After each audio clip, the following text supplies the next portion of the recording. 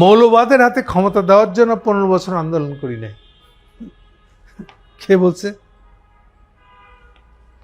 বিএনপির এক বিখ্যাত আইনজীবী নেতা আছে, ব্যারিস্টার মাহমুদউদ্দিন খোকন। কাহিনী হলো, এই নোয়াখালীর লোকটা ওবায়দুল কাদের হয়ে উঠতে চাচ্ছে এখন।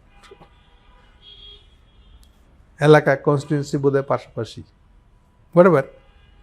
আমাদের মনে রাখতে হবে, মাহমুদউদ্দিন খোকন হাসিনার শেষ আমলে একমাত্র লোক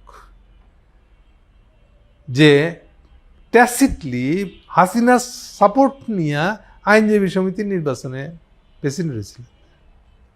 এটা নিয়ে বহু কথা উঠেছে। বিএনপিও অনেক পিছলি করছে, একবার তারা বাদ দেয়, আবার তারা রেখে দেয়, এরকম একটা অবস্থা।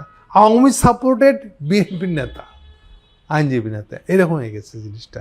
এত এক্সপোজড হওয়ার পরেও বিএনপির ওই যে সবসময় যেটা করে, একটা সুবিধাবাদী পজিশন নেয়, ওকে রাখে আবার রাখে নাই, এরকম একটা অবস্থা।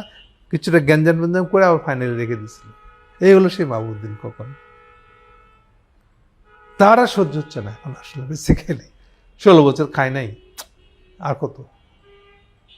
এইবার উনি খাইয়েই ছাড়বেন। তো কোন লাইনে আগাইতেছেন? 15 বছর যারা ইয়ে করে আছে, তারা মৌলবাদীদের ক্ষমতায়। এই যে মৌলবাদীদের ক্ষমতা, এটা কার ডায়লগ? এটা তো ইন্ডিয়ান ডায়লগ। মৌলবাদী ক্ষমতা মানে বাংলাদেশে মৌলবাদী হয়ে যাচ্ছে, এই অভিযোগটা কার? এটি তো ইন্ডিয়ানদের অভিযোগ।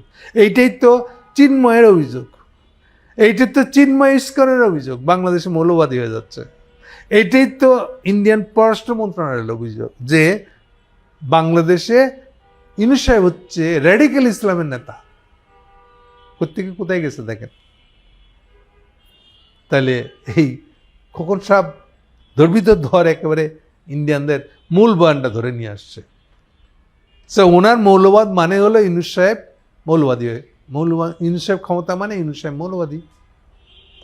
এই যে ইন্ডিয়ানদের অভিযোগটা, এই যে মানে ন্যূনতম ভিত্তিহীন একটা অভিযোগ, এটা মানে এমনই পাত্তা পাওয়া যায় না, বা এমন কোনো সত্যতা নাই, এমন একটা অভিযোগ। এটা সেই সত্যতার কান্দে নিয়ে উনি এবার নোয়াখালীতে গিয়ে ইলেকশনের জন্য প্রস্তুতি নেওয়া শুরু করেছেন।